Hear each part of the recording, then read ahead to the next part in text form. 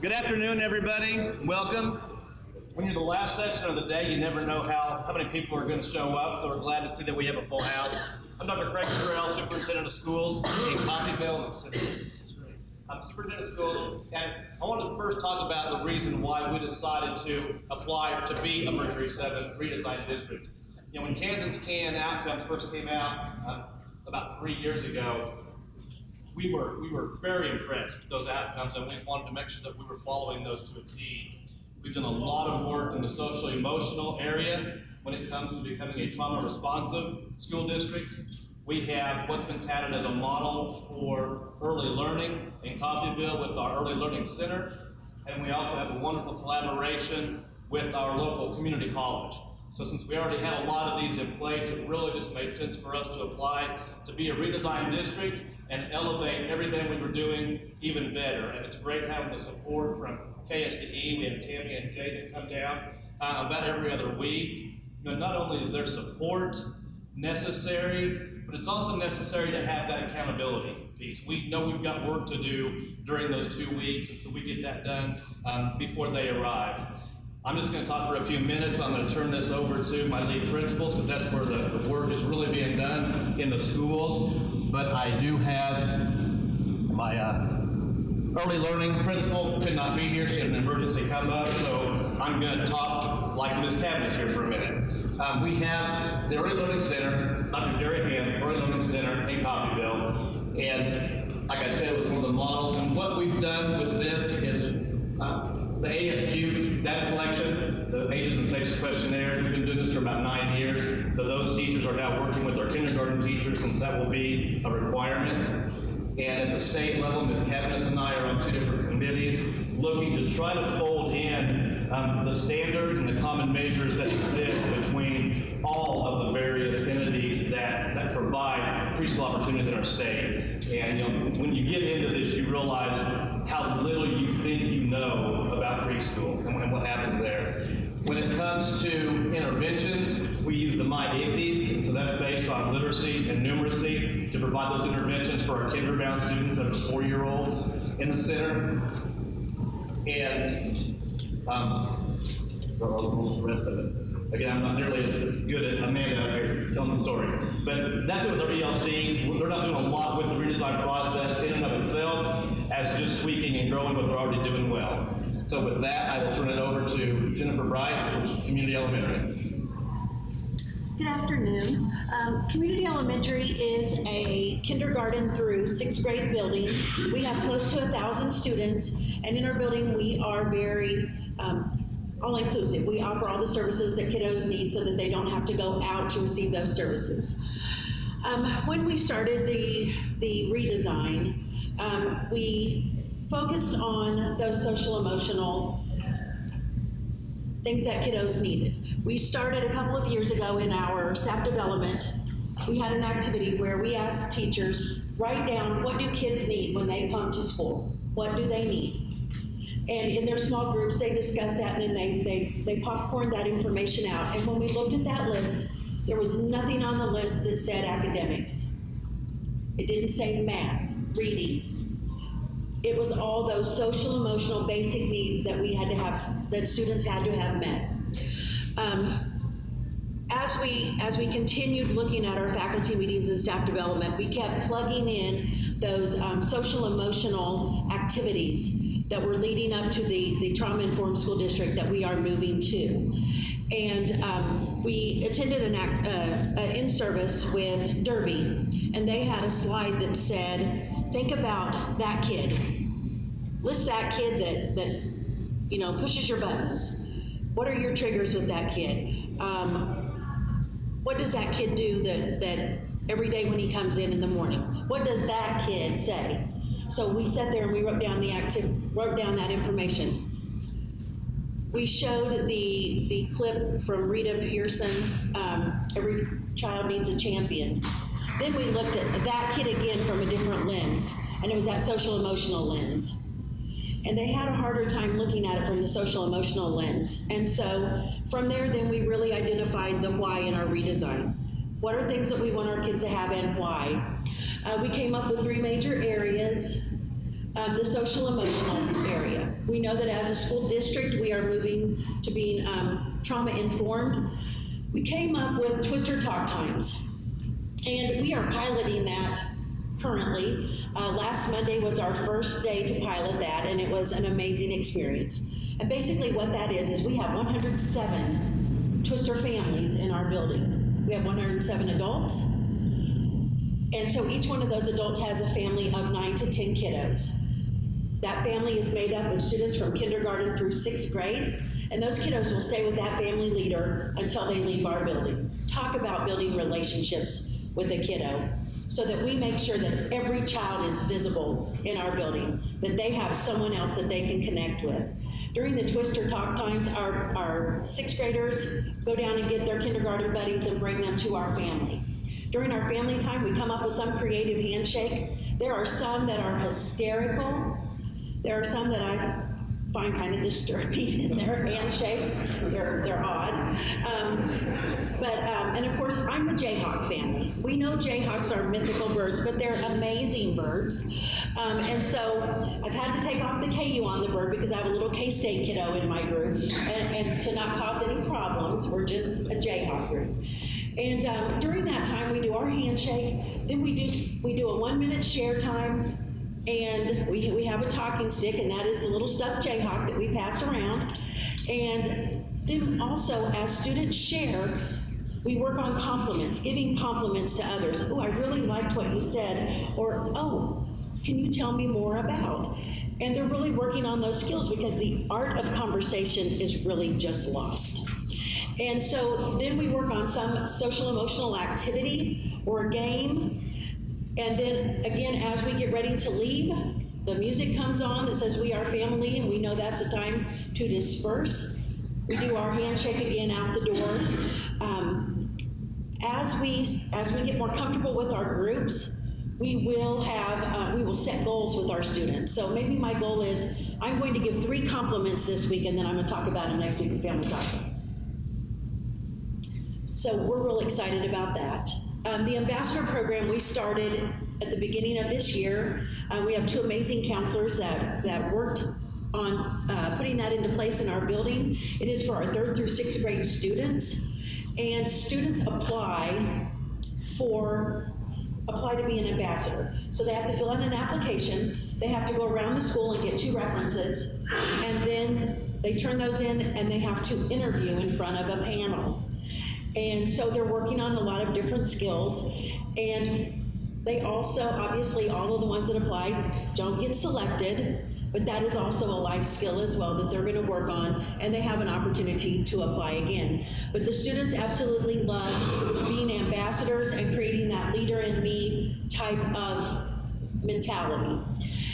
We know that every child is a leader, whether it's for the good or the bad. And so through this ambassador program, we're trying to channel the good in all of those kiddos and really bring out those leadership skills. But for instance, our 3rd graders all have jobs. They are responsible for cleaning and disinfecting throughout the building, and they think that's a lot of fun. And then they deliver mail throughout the building, and they take their jobs very seriously. Our 6th grade students have been very busy. They wrote a grant in the fall for buddy benches for our playground, and they had to present to our Coffeyville Area Foundation what their idea was, what they would do with those, and how they would ensure that those buddy benches were used in the manner that they wanted them to use it, and that they wrote in the grant.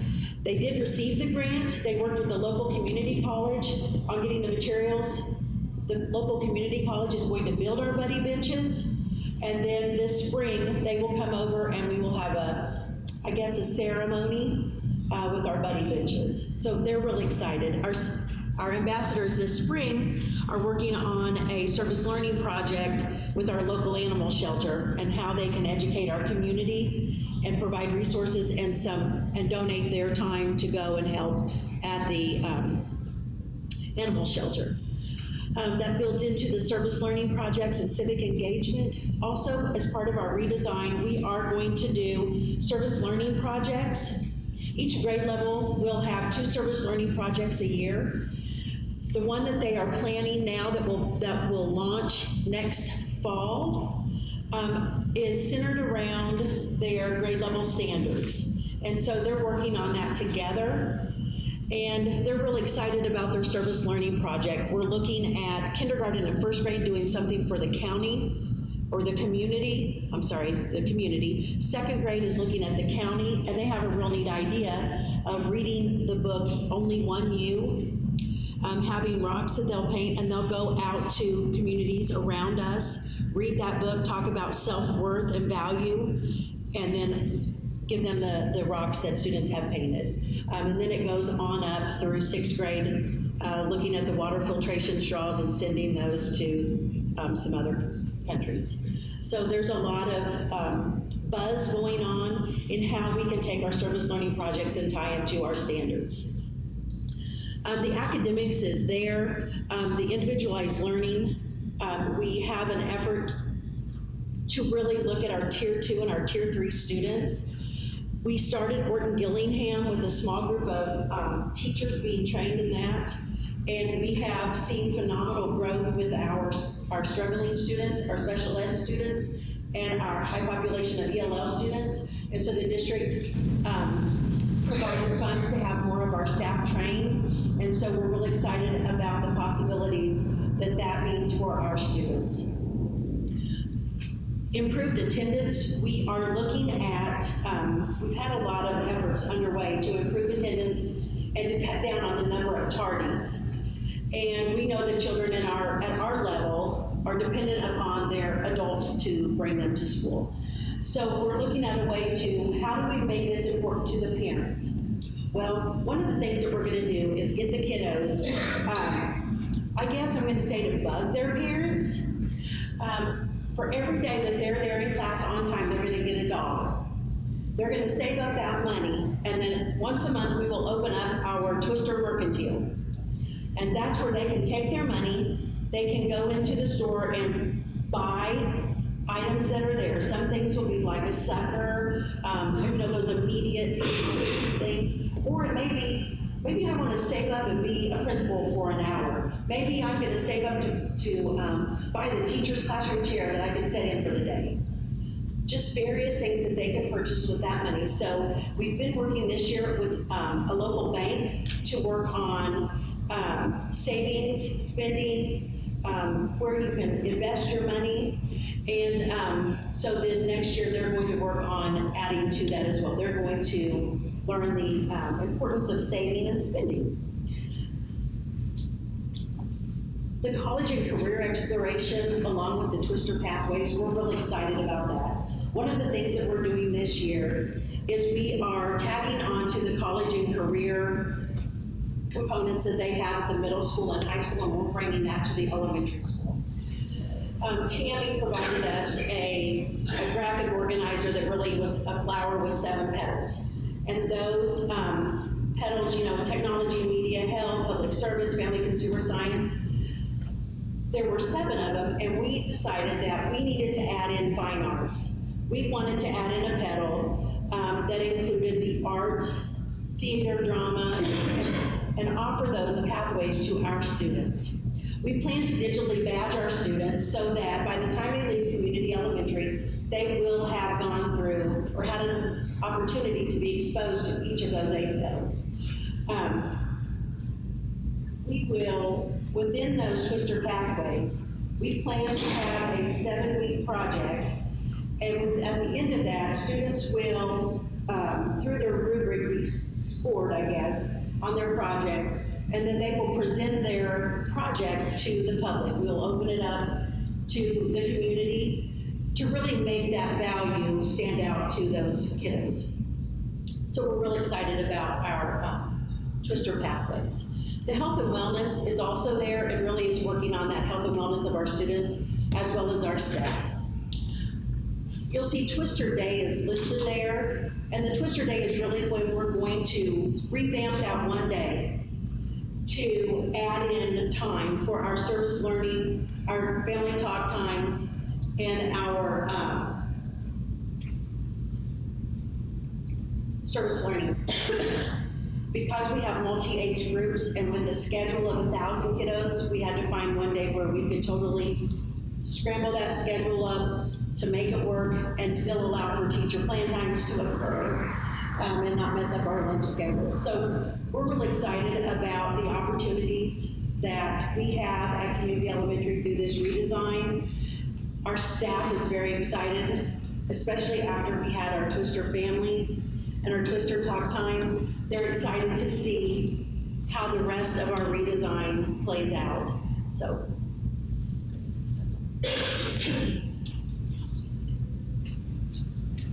Okay, I'm Jeff McGee, I'm the principal at Roosevelt Middle School in Coffeyville. Kind of to build off a little bit of what Dr. Carell said, what was appeasing, or what we really liked about redesign is one of the reasons I love working in Coffeyville is we're just a very proactive school district. We've got health clinics in our schools, we've got age-to-age, project-based learning, if you saw Mrs. Abbott, Mrs. Nashby. So we do a lot of progressive things in Coffeyville, and we were already making a lot of plans for IPS and SECD, so this made a lot of sense for us.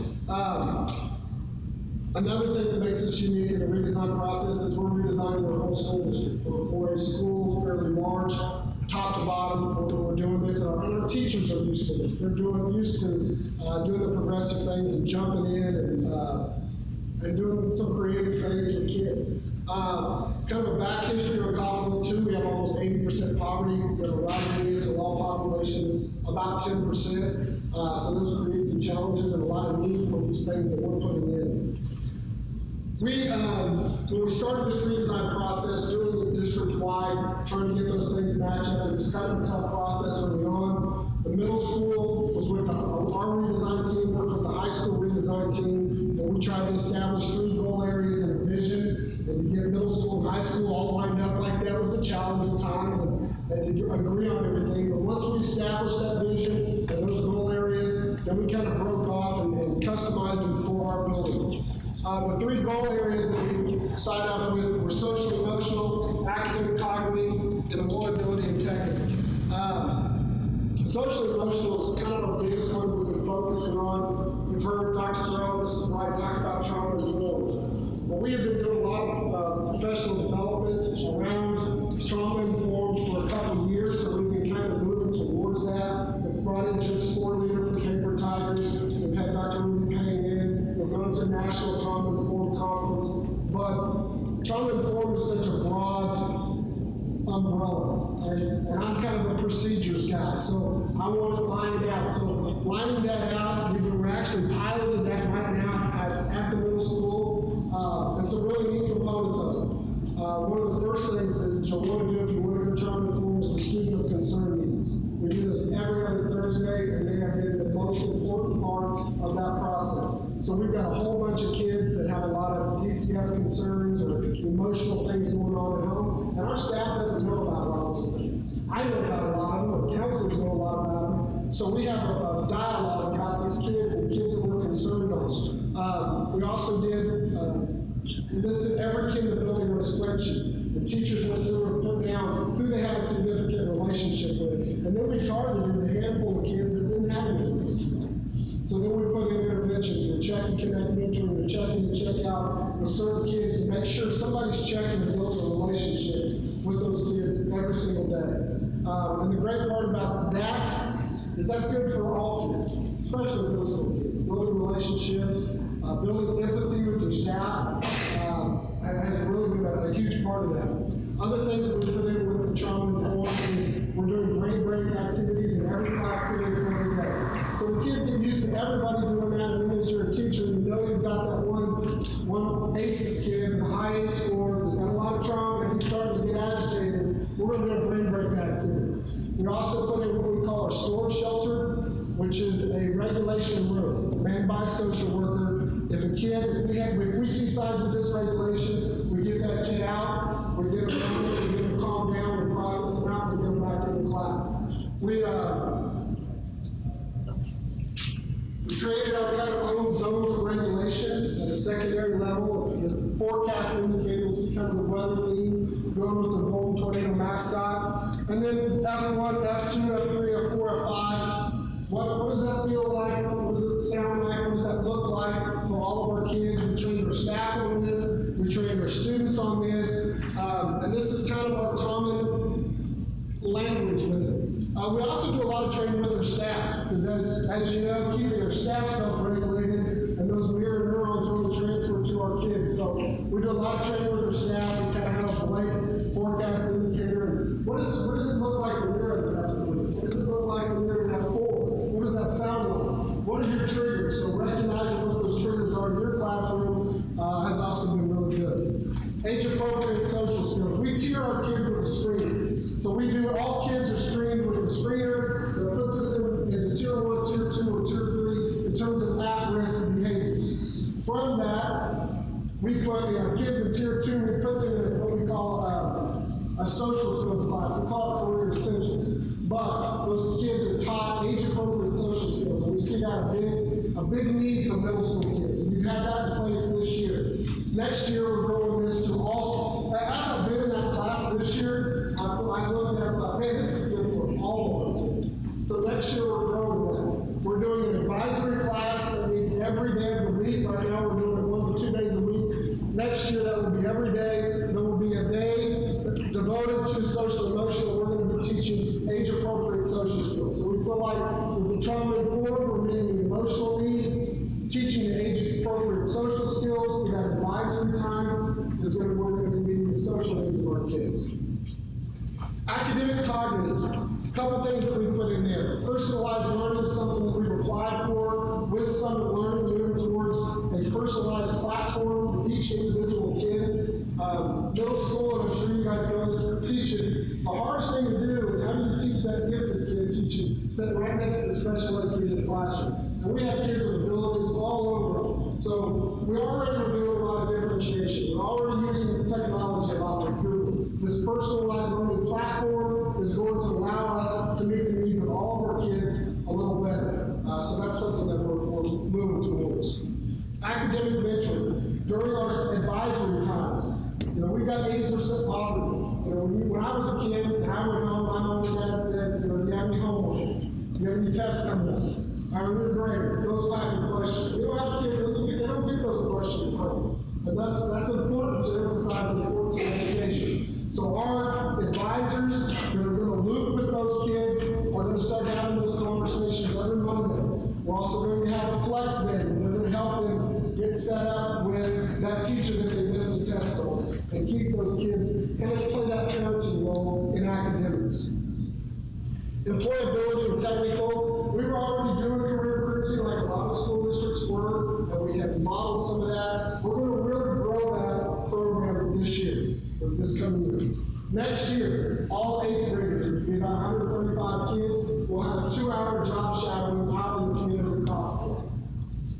This is kind of a big thing we're working on, making contacts with all the area businesses. We're going to find 3 career areas that each kid is interested in, and we're going to try and match that in the community. So every 8th grader is going to be, when I was a senior in high school, I had to work in elementary school, and I loved it. And that's where I decided that I wanted to be a teacher. And then we're also going to have opportunities for kids to go out there and realize, I don't want to do this. So we feel like job shadowing is important for those kids to start looking at the careers that they're interested in, and what's available right here in Coffeyville, right there in Coffeyville, Kansas. 7th graders will all go through a mock interview processes. They're learning, they're researching through career cruising and interest inventory, what they're interested in, and researching those, starting to develop some of those interview skills. We have community area partners that we meet with business area leaders, and they give us feedback. And I had one of them say to me, gosh, they just fill out a job application, right? And then we're doing it to the top of the staff. Well, what we're doing, we're practicing filling out job applications for Acme and John Deere right there in Coffeyville, so they start getting a little practice on that at a younger age. Already talked about that. So we've got 3 areas going right there. As I said before, I think this whole process has been really cool. Every 2 weeks with Jay has kept that accountability on us because we've had to work and make sure that we're getting stuff done. And we all get busy. It's easy to cancel those meetings, but holding us accountable and getting those things done, we feel like we're real excited about our plan moving forward. Turn it over to Travis Stolford, Principal of King High School. Good afternoon. Kind of run through the process and kind of stepping in to volunteer for the redesign. You know, as we're looking at the Kansas objectives and the things that we're wanting to do, we're like, yeah, this is definitely something. We're already doing a lot of things. You know, I'm at high school, I have 500 kids. Fortunate enough, I have a health clinic that was built 3 years ago. It's attached to my building. I have 2 dental chairs, I got 3 sick bays, and 2 sick bays and 3 actual. It's just like doing the doctor's office. We have an on-site physician's assistant and a nurse. We have a therapist. We have a couple therapists that come. We have a counseling room also in the clinic. So we have kids that are needing some mental health needs. We sign up, we get them appointments, or pull down from the classroom, and they go into there and they get their therapy session, and they're right back into the classroom. A couple days ago, I had a kid, he's a senior, he is a young father, he's a year and a half old with another student. He's never shaking, tears are coming down, he's never had this, he's having a breakdown. You know, I get on the phone, call Jennifer Ford, she's one of our therapists. She's over there, calming the kid down. We don't go home, obviously, none of us go home that's in that shape. We don't know what state of mind he's in. But it's very nice to have a professional there that you can call on. We just built a $1 billion facility for project-based learning. So we've taken out, we're our 5th year of that. We have Coffeyville Community College right across the street. Actually, the building they're in, we own, they lease it from us. So we have tons of different pathways that the kids can have in our facility as well as leading to the college. So when we're thinking these things about, we think we're doing a really good job getting these kids out. We had 70%, 78% of our graduates last year had college credit. Okay, I can't remember exact numbers that had certificates, but we have a lot of kids that go to our health career pathway or take our LPSS, which is the long public safety. They're out, once they get out, they turn 18 to take the boards, they're an EMT. And they're working, so that's what our job is, to get these guys really going. And there's always little roadblocks, and that's kind of what we're thinking, that, you know, if we give it a redesign, maybe we can find some loopholes or create some loopholes so we can create more opportunities for our students. You know, and one of those things would be, you know, our kids that are taking precision machining, or they're taking the construction program at the community college, instead of them just getting an elective, can we not work in an English credit or a math credit? So we already started that process with the director, so Mark Thornburg is the director, and he pulls out their competencies, we match those up. So we're kind of starting to do that, to give more opportunities to those kids. Well, those kids that want to be welders, they have to make the best choices when they're freshmen. And they're missing some credits, and it's kind of tough for them to take 3 hours of the day to go over there and get electives, and they got to get to 4 classes. Graduation is their number 1 objective, okay? So we have all these things, and that's why our staff is on board with, all right, yeah, let's do this. And as we get into it, yeah, it snowballs and things move really fast. But it's something that I think every school should look at when you stop and you go, why are we here? You take a focus of what's our main goal here? You know, and our goal is to make our students successful after they leave us. So, post-secondary success is something that we set down and we're like, this is what we want to do. We want to make sure our kids are ready for post-secondary success. Well, as we sat down, Mr. McGee's, his claim was over there with ours, and, you know, we had a couple of mocks and matches. What is success? If you ever sit down and really start thinking about what is success? You know, the state kind of has their idea of success, and a lot of it is going on in college. Well, there's a lot of other things that kids, is a kid that goes to the military, is he not successful? Kid that takes over the family farm, is he not successful? Maybe taking over the family business. Now, would that include some education? Probably so. So what we came up with our vision is success is when our students create their individual plan of study. This is going back to 7th grade. They create this plan of study, so they have a career path. They're going to continue to manipulate that. It's not going to be the same. There's a lot of the career pathways, when they think they want to be something, I want to be a pharmacist. Well, in the first class they take in chemistry, they realize, I don't want to be a pharmacist. Okay? So there's a lot of that. And people get confused with the IPS when you're locking kids in. No, it's the opposite of that. We want kids to figure out what they don't want to do so they can start making those decisions before they get out of school. And we'll see how that process works. So when we have these kids set up, we want to track them 2 years after. Now, when you have clearinghouse data, I'm sure a lot of you, or at least the administrators, look at some of that clearinghouse data and the number of kids you have going on, staying in college. And that's what we want to track those kids at least 2 years after they leave us. So we can see what kind of success we're actually having. But you have those kids that maybe not go off to college. If you ever look at your clearinghouse data, that top portion is kids that are, there's no information on where they at. So what we're trying to do is track down where are these kids at? Are they doing something? Did they go off to the military? We can check them off. So those are some of the things that are behind what we're getting into. Now, as Mr. Geese, I'm kind of going through the nuts and bolts of what our thoughts process was and what we're shooting for, because we're doing a lot of the things that the middle school is doing. One, with the service learning, all of our students have to have 5 hours of service learning. Now, we would like that to be civically engaged, but we're just starting off. We just want them to be involved in the community and doing something, okay? They can't do their service learning hours during school. They can't get paid for it. Other than that, it's pretty open. So you got 500 kids that have 5 hours that they can give to the community. That's a lot of service hours. Student-led conferences, we are working on our student-led conferences that are coming up. A lot of people already do those. We've got some information, but we want it to be more meaningful for our parents to come in, and the kids are going to sit down and tell them why their grades are the way they are, but we really want to focus on their career plan and what they're going to do in life. Another one of those things that leads into that we are doing is we're trying to get a training relationship data at the high school. So we have the state tests, we do math testing, and now we're assigning a third test, which could be an ACT. It depends on the student's IPS. It could be work keys, and it could be ASVABs, plan to go in the military. So we're having that set up, and they have to pick those. We assign it. This is when you're going to take it, and they go and take those things. College and career characteristics, we're incorporating that. We're now piloting that. We have 3 teachers that are incorporating in a few classes. So you're like, well, what were you talking about? We narrowed it down to 4 characteristics that we're measuring. We made up a document, it's an electronic document, that the kids will rank themselves and their teacher will also rank them 0 to 4, such as work habits.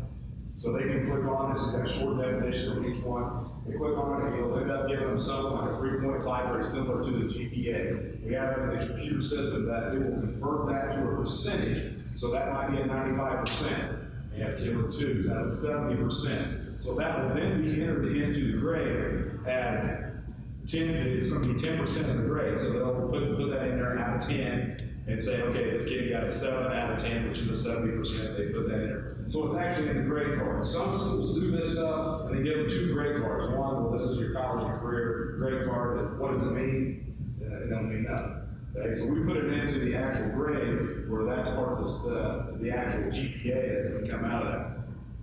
So putting a little more teeth to it, because we really do, through our project-based learning facility, we have found that the biggest thing that kids come out of there is those work-based skills. And that's what we really try to measure over there. And we have a couple classes, leadership classes, have their own projects, and that's where they really develop those skills and what we think they are going to need to be successful when they get out after high school. So project-based learning facility, we already have it in this facility that we have right now. The kids are totally independent learners. They may be doing language arts, and they all have the same standards, but they don't have to read Othello to cover these standards. They can do that however they want to. We just did a session, I guess I'm going to read myself, but I'm going to. If you have a student that, say, wants to be a mechanic, he has no interest in reading Othello, he doesn't think it has any meaning to him, so he can read a book on the line of the car. He's going to cover the same standard by reading his book and maybe writing his text out just to meet the same standards so that he has more interest and he's more engaged in what he's doing. So it's totally independent. Kids can define how they're going to learn. What we found, some kids aren't real good at that. They're not creative enough. They need to be kicked along. So that's what we are also looking at, summer learning, which is a project-based learning platform that we're looking at through the state. We went out to Utah, toured Innovations of College High School out there, kind of a facility. They do not use the summer learning platform, but we're looking at that because it's a little more self-directed. The kids don't have to be as creative. It's all laid out for them. They can kind of go through that process. So we don't really know if there's a silver bullet for every student, but there's got to be options, and that's what we're looking at. So project-based learning we're looking into another platform of that to incorporate more kids in that project-based learning. Trauma responsive, we are training our teachers, and as Mr. McGee's talked about, he's already done, so I don't want to repeat all that. But a lot of it is training our teachers teachers need to be trained on how to respond to kids that have trauma. And it's just responsible for everybody. So some of it is a teacher learning their triggers. What's your trigger? You know, my trigger is body language. Kids can cuss at me, it doesn't bother me, but rolling the eyes, that's my trigger. Okay, so I have to know what my triggers are, just like the teachers need to, so that they can handle and be more responsive to these traumas. These kids have had trauma in their life. Individual plans of study, we already kind of hit on that. We're starting in 7th grade, we're eventually going to start in 6th grade, we're developing these individual plans of study. We're using career cruising. We want to map out what they're going to do through the whole high school career. And that would be a chance to go back and reevaluate it constantly, but formally twice every year. The student involvement, we're trying to get every student involved in some activity at the high school. So we went through, each one of my teachers are in their advisor, they have 13 kids. A couple may have 14, a couple may have 12, these kids kind of come and go. But those kids that they have all 4 years, their job is to get them to graduate, to get them to complete their post-secondary plan, which is 2 years later. So we're going to track those kids. You're responsible for them, not just until they graduate, but 2 years later. And we kind of stole that somewhat from the individual plan study, but we also have a JAG program, Jobs for America's Graduates, and that's how they track their kids. They keep tracking 2 years after to make sure they're on track. It's the chance of graduation of college or getting a certificate goes up 50% if you can stay in there your 7 years. So that's something we want to make sure they stay in there for their 2 years. So that's, I'm sure we missed something along the way. We had a lot of different things going on, but we feel we had a lot of great things going on. Do you have anything else you want? Now, I'll just say, you probably heard some common threads throughout the buildings, and that was very intentional on our part. We knew to truly redesign education, we needed to do it district-wide. And so everything we do in Coffeyville, we try to implement that district-wide. So with that, I'll open up to any questions that you have for us. What schedule are you on currently in your high school, and are you looking at doing something different with that? We are looking at something different possibly. We want to figure out what we want to do first and then kind of develop a schedule around that. Right now we're on a 7-hour day. We were on a block schedule 3 years ago. We changed it to a 7-hour day. Our potential, what we're thinking right now, we're still trying to figure out, the staff wrapping around summit learning. The thought is maybe next year all of our freshmen would be set up with a platform of summit learning. We think we can do it with the schedule we have, but they have a mentor piece in there, which is similar to our advisory, and we feel that our advisory would meet that mentor piece and how we schedule out the day. I feel that we can incorporate this in a 7-hour day, and looking at Innovations School in Salt Lake City, they have 450 kids, and they only have 7 teachers. They have this program set up where they are actually in the Salt Lake City Community College. Kids are taking the college courses there. They're self-directed. They can go to whatever classroom they want. They have class meetings, which is their class time. So if they're teaching algebra, we're going to have a meeting from this time to this time, talking to the math teacher. She has 128 kids, I think. They have freshman math. It's math time. And she might have 6 kids show up. Go do that. So we're looking at how that schedule might be incorporated in where kids have more freedom to move around place to place, but they are freshmen, and that could be scary. So there's still a lot of thought going into what we're going to do with the scheduling wise.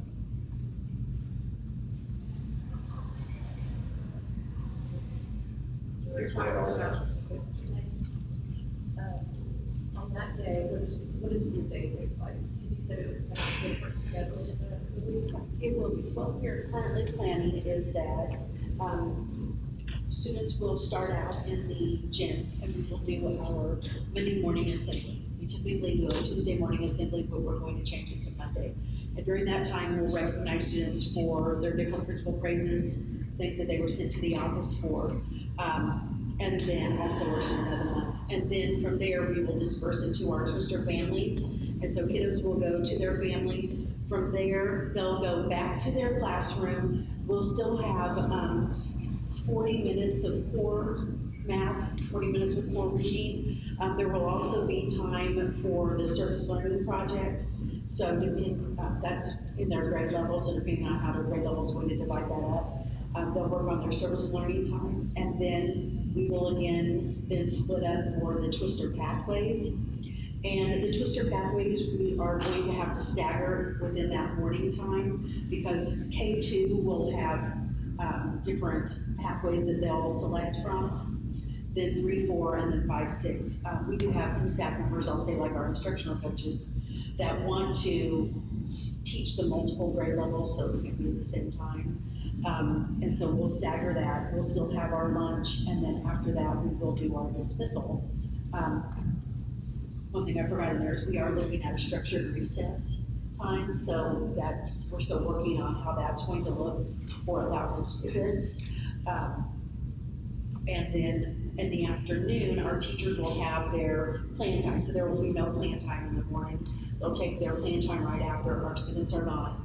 And then from there, we'll move into PLC time. And within that, we'll look at our grade level planning. They'll look at grade level planning for the pathways for their families and for their service learning. And then we will have our student improvement team meetings as well, and then also those student of concern meetings. So I say we're planning on a 1:30. We'll see how that pans out when it has to go and be approved. We'll say one other thing, we have our committee, our redesign committee, which is made up of 3.5 teachers. One of them's a part-time academic advisor, she also teaches in the classroom. And then I've had a counselor, a instructional coach, my assistant, so there's about 8 of us on the original team. Then we have our subcommittees, which as Mr. McGee said, we got to go back to our academic goal areas, our career, technical, social, emotional, /health. So I have half my staff is involved in one of those subcommittees, and that's all volunteer basis on them. So we're trying to get them to know and be involved. This is their project, and figuring out what directions they want to go. One of the things that I wanted to say is Tammy has cautioned us about, when you hear all these great ideas, you'll say, I'm gonna take that back and put it in my district. Well, I fell into the trap myself, just from hearing all the great things that some of the other Mercury 7 communities are doing today, because there's so many great ideas out there, but you really do have to look at, there are a couple, Tammy, that I'm taking from the previous session, and I'm gonna add them, but you really do have to look at what the needs are for your students and your community and what resources are available, so that you just don't bring a bunch of ideas that really don't have any merit there within your building. But I just would encourage you, if your community is thinking about applying for, I guess, the Gemini 2, it's worth it. It is hard work, but it's exciting. And I know they put up on the slide this morning that somebody had been teaching for 20 years, and finally, this is what she's been waiting for. I have a couple of staff members that have said the same thing, that finally, it's gonna be fun again. Finally, we're not gonna just focus on that state assessment. It will come when all these other needs are met. So we're just really excited, and it is worth it. It is worth it. And I will say, from the district standpoint, don't hesitate to involve the community up front, because some of these changes are difficult for parents to really understand why they're necessary, or what it is you're doing, why you're doing that. So, we utilize our site councils. As Mr. Stauffer and Mr. McGee's mentioned, we have the Community Advisory Partners, which is a group I started about 3 years ago, made up of several business owners in town, and so we meet a few times a year. So it's good to get this information out as soon as possible, that you are looking to redesign, and here are some of the ideas that you have. Also, building off of that, like he said, we talk about redesign every staff meeting, every BLT, every site council, so we're constantly communicating, so there's no big surprises. Kind of, as you invoke some of this change, another thing we really consider when anything we're putting in is how much more we put in our teachers' plate. Right.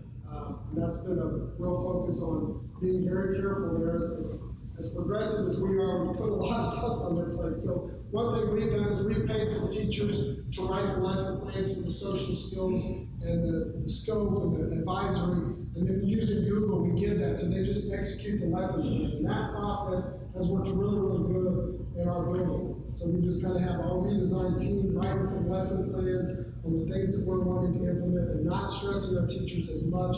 Most of them have been really, really good, because like Jennifer said, they see the need for this, especially with the trauma-informed social emotional and knowing the needs of our kids. So they're going to do what's best for kids most times, but trying to keep their stress level down and not go on their plate is something to consider when we go through this process. So.